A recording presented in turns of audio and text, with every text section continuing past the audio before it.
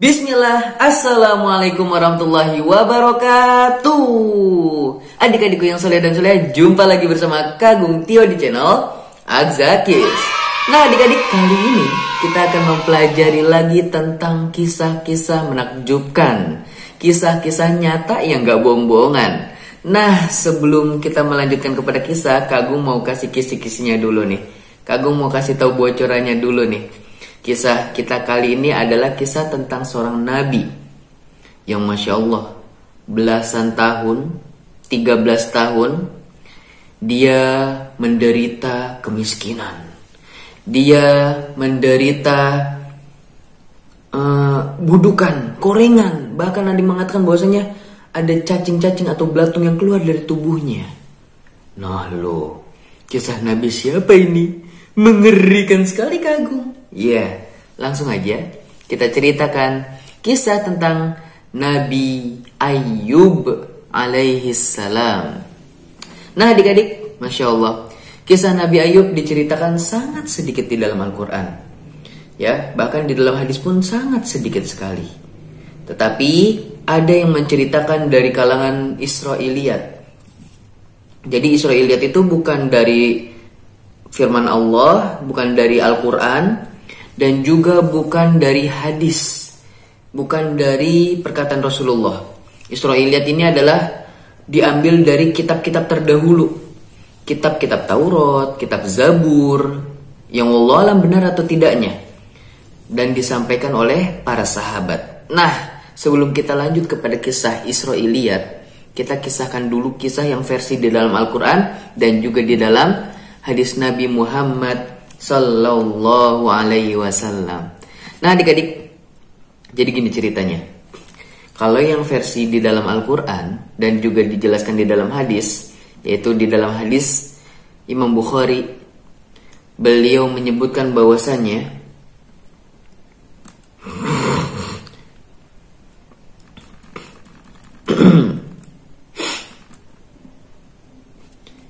di dalam hadis Imam Bukhari, beliau menyebutkan bahwasanya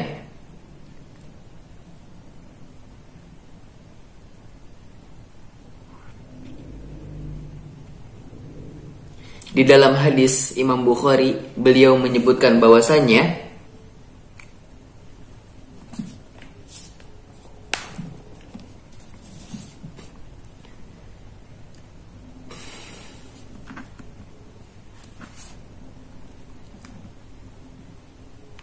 jadi kita akan mulai kisah kita dengan kisah yang ada di dalam Al-Quran dan juga di dalam hadis yang disebutkan oleh Allah dan juga disebutkan oleh Nabi Muhammad Sallallahu alaihi wasallam.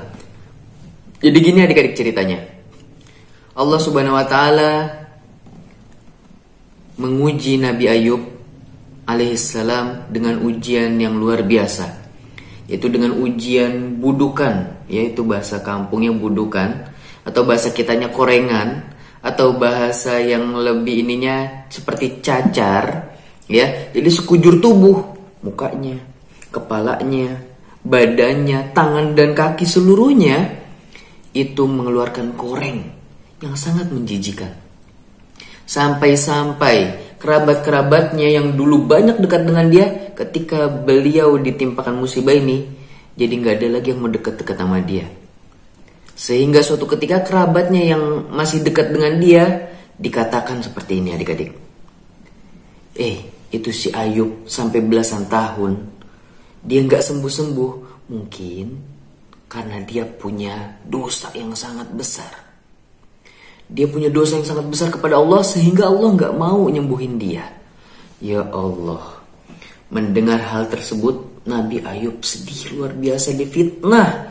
Padahal Nabi Ayub ketika diuji, beliau tetap beribadah kepada Allah. Padahal beliau ketika diuji dengan hal demikian menyeramkan, beliau tetap bersyukur dan berdoa kepada Allah, beribadah, sholat, dan lain-lain. Kemudian setelah mendengar hal tersebut, Nabi Ayub pun berdoa kepada Allah, ya Allah, sembuhkanlah penyakitku. Sesungguhnya aku telah sakit hati karena telah difitnah. Dikiranya bahwasanya Nabi telah melakukan dosa yang sangat besar sehingga Allah murka kepada dia.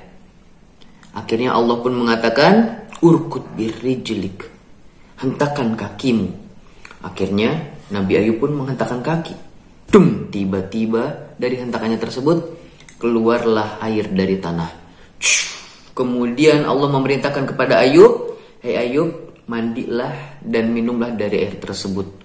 Kemudian setelah Nabi Ayub mandi, kemudian setelah Nabi Ayub minum, sekujur tubuhnya yang tadinya korengan di mana-mana langsung bersih. Ya, Masya Allah. Itu langsung bersih sekejap adik-adik. Seolah rontok semua koreng-koreng tersebut. Masya Allah, inilah kekuasaan Allah. Sehingga tidak ada lagi orang yang mengira bahwasanya Nabi Ayub terkena koreng. Kemudian di dalam hadis Imam Bukhari menyebutkan bahwasanya ketika Nabi Ayub mandi tanpa pakaian, tiba-tiba Allah turunkan belalang-belalang emas dari langit. Wah, belalang biasa sih, ya kita biasa aja, malah serem jadinya kalau ada belalang banyak biasa aja gitu. Tapi ini belalangnya terbuat dari emas adik-adik. Kemudian Nabi Ayub mengambil pakaiannya. Ini tas ya. Ya, anggap aja ini pakaian. Kemudian Nabi Ayub mengambil pakaiannya dan mengambil emas-emas tersebut. Mengambil belalang-belalang tersebut. Diambil semuanya. Wah, ini juga nih. Wah, diambil semuanya. Ya, Masya Allah. Diambil emas-emas tersebut. Belalang tersebut dikumpulkan dengan bajunya. Kemudian Allah mengatakan kepada Nabi Ayub, "Hei Ayub, tidak cukupkah terhadap apa yang telah aku berikan kepadamu?" Kemudian Nabi Ayub pun mengatakan, "Ya Allah, ini adalah keberkahan darimu. Bagaimana mungkin aku menolak keberkahan ini? Keberkahan itu adalah segala sesuatu yang baik dari Allah." Jadi belalang-belalang emas itu adalah pemberian dari Allah. Jadi Nabi Ayub akan mengambilnya, akan menerimanya. Seperti itu. Nah, kemudian adik-adik, di versi yang Israiliyat, di versi yang perkataan Anas bin Malik, ya, Masya Allah. Kalau di versi yang perkataan Anas bin Malik, hampir-hampir mirip. Israiliyat itu adalah kisah yang tidak disampaikan oleh Rasulullah dan tidak ada di dalam Al-Quran. Jadi ini untuk benar atau tidaknya, kalau misalnya dia menyelisihi Al-Quran dan hadis, maka nggak boleh diterima. Tapi kalau dia tidak menyelisihi Al-Quran dan hadis, maka boleh diterima. Nah, di dalam kisah ini, Anas bin Malik yang menceritakan adik-adik. Anas bin Malik menceritakan bahwasanya selama 13 tahun orang-orang menjauhi Nabi Ayub alaihissalam. Kecuali istrinya yang bernama Rahmah. Kemudian sampai suatu ketika istrinya ini, ya, setiap kali Nabi Ayub ingin bepergian ke suatu tempat untuk memenuhi sebuah keperluan, selalu dianterin. Sampai suatu ketika sudah diantarkan ke sebuah tempat, akhirnya apa? Nabi Ayub ditinggal oleh istrinya. Ditinggal, lalu Nabi Ayub pun sering mendapatkan celotehan-celotehan bahwasanya Nabi Ayub telah berbuat dosa, sama seperti hadis yang di awal. Nabi Ayub telah berbuat sebuah keburukan, sehingga Allah gak mau ngampunin dia dan tetap menjadikan Nabi Ayub itu banyak cacarnya, banyak belatungnya, banyak cacingnya. Ya, gak kebayangkan sampai kepala-kepala, wajah, Masya Allah. Akhirnya setelah mendengar celotehan tersebut, dikira orang-orang bahwasanya Nabi Ayub itu diazab, padahal enggak. Nabi Ayub berdoa kepada Allah, "Ya Allah, sembuhkanlah diriku." Sama seperti kisah di awal. Ia menghentakkan kakinya, lalu ia mandi dan ia minum dengan hal tersebut. Lalu ada turun juga belalang-belalang. Nah, yang berbedanya adalah istrinya yang tadi sudah pergi, ketika Nabi Ayub sudah selesai, istrinya kembali lagi untuk menjemputnya. Nah, istrinya nyari-nyari. Aduh, suamiku mana ya? Suamiku mana ya? Terus ketemu sama Nabi Ayub, tapi dia bingung. Ini bukan suamiku. Lalu dia bertanya, "Hai, lelaki, di manakah? Apakah engkau melihat suamiku? Apakah engkau melihat seseorang yang banyak orang di wajah dan di tubuhnya?" Kemudian apa yang dijawab? "Hai istriku, ini aku, Ayub." Sontak istrinya pun kaget. Masya Allah, suamiku jadi ganteng lagi. Suamiku jadi bersih lagi. Masya Allah. Akhirnya terharu. Wah, bahagia akhirnya ya. Nah kemudian ada juga dikisahkan oleh Hasan al-Basri. Hasan al-Basri ini juga kisah Israiliyat. Jadi tidak disampaikan di dalam Al-Quran dan tidak juga disampaikan oleh Nabi Muhammad SAW. Kemudian dikisahkan dari Hasan al-Basri, beliau menceritakan bahwasanya Allah menguji iblis dan mengatakan, "Hai iblis, apakah engkau bisa menggoda Ayub untuk tidak taat kepadaku?" Kemudian iblis mengatakan, "Bagaimana aku bisa mengubah Ayub? Bagaimana aku bisa menjadikan Ayub tidak taat kepadamu? Sedangkan engkau memberikan harta kepadanya. Engkau memberikan keturunan yang banyak kepadanya. Engkau memberikan kehidupan yang mewah kepadanya, udah cukup. Jadi wajar kalau misalnya dia masih taat dan beribadah kepadamu. Izinkanlah aku untuk menggodanya dengan kekuatanku." Lalu Allah memberikan kekuatan tersebut kepada setan atau iblis ya. Jadi iblis langsung yang mengujinya. Iblis ini adalah ketuanya, pemimpinnya para setan. Jadi ada iblis, pemimpinnya para setan. Setan-setan itu kroco-kroco ya, yang kecil-kecilnya, prajurit-prajuritnya. Rajanya itu adalah iblis. Langsung iblis sendiri yang menggoda Ayub. Suatu ketika iblis kan udah punya kekuatan ya. Allah yang memberikan semua itu. Iblis menguji Ayub dengan membakar seluruh hewan ternaknya, yaitu kambing-kambing, dibakar. Kemudian iblis melihat reaksi Ayub. Ternyata apa? Ayub semakin beribadah kepada Allah, semakin sholatnya semakin tekun. Ia mengira bahwasanya, oh, kambing-kambing tersebut telah melalaikanku. Alhamdulillah nggak ada. Akhirnya aku bisa makin beribadah kepada Allah. Jadi aku nggak perlu ngurusin kambing. Loh, seluruh hartanya dihilangkan, kok malah semakin senang Nabi Ayub ini. Masya Allah, semakin dia taat kepada Allah. Iblis bingung, bagaimana caranya ini? Dihilangkan hartanya malah makin taat. Akhirnya iblis datang lagi kepada sapi-sapinya. Sapi-sapinya, ladangnya semuanya dihancurkan. Wush, dibakar oleh iblis. Lalu Nabi Ayub mengatakan, oh, alhamdulillah, dengan hilangnya kambing-kambing dan sapi-sapi tersebut, aku semakin bisa bertaat kepada Allah. Aku semakin bisa beribadah kepada Allah. Jadi gak usah ngurusin kambing, gak usah ngurusin sapi. Jadi aku makin banyak waktu untuk beribadah kepada Allah. Masya Allah adik-adik. Iblis sampai bingung. Gimana lagi? Ya, Masya Allah. Bingung adik-adik. Ngegodanya gimana lagi? Udah gak punya harta tapi masih taat kepada Allah. Masih beribadah kepada Allah. Kemudian ujian yang ketiga, iblis menjadikan Ayub berpenyakit. Yang ketiga itu iblis menjadikan rumah anak-anaknya Ayub. Jadi di dalam sebuah rumah terdapat anak-anaknya Nabi Ayub. Kemudian rumah tersebut dihancurkan. Dan anak-anaknya semuanya meninggal. Innalillahi wa inna ilaihi raji'un. Kemudian apa adik-adik? Iblis melihat reaksi Ayub. Kata Nabi Ayub apa? Sesungguhnya hewan-hewan ternak itu menjadikanku lalai untuk beribadah kepada Allah di siang hari. Di siang hari udah lalai, udah susah beribadah. Di malam harinya ketika aku nyampe rumah, aku harus mengurus anak-anakku.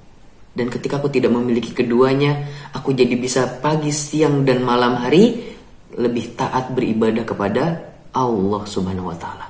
Iblis makin bingung. Aduh. Udah gak punya anak, udah gak punya harta, miskin, masih aja beribadah kepada Allah. Orang mah kalau misalnya udah diuji miskin gitu, udah gak punya anak, yang ada, ya Allah, kenapa aku diuji seperti ini? Kau tidak adil pada aku ya Allah. Yang ada orang kayak gitu ya. Tapi berbeda dengan Nabi Ayub alaihissalam. Kemudian apalagi adik-adik?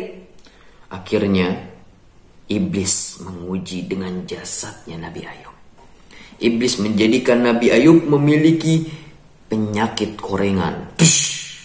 Sekujur tubuhnya dari ujung ke ujung, kepala, kaki, badan, tangan, semuanya isinya korengan. Dan ada yang mengatakan bahwasanya sampai keluar cacing dan belatung dari tangan-tangan tersebut, dari kulit-kulitnya. Hi, kayak apa ya adik-adik ya?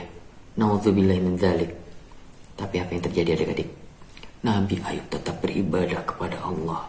Beliau menganggap ini adalah ujian dari Allah. Jadi aku harus bertambah taat kepada Allah, beribadah lagi kepada Allah. Luar biasa Nabi kita yang satu ini, penyabar yang sangat luar biasa. Kemudian setan ini kehabisan akal. Aduh. Ini Ayub harusnya diapain lagi nih biar nggak beribadah lagi kepada Allah? Harusnya diapain? Akhirnya iblis ini, pemimpinnya para setan, mengumpulkan setan-setan yang bos-bosnya. Jadi ada iblis, ada bos, ada setan-setan. Nah lalu iblis ini mengumpulkan bosnya para setan. Hei bosnya para setan di seluruh dunia berkumpul. Nih aneh udah nguji Ayub dengan berbagai macam hal nih.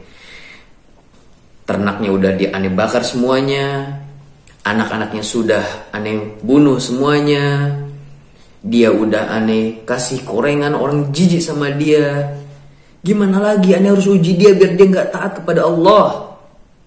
Kemudian ada bos dari setan ini menyeletuk.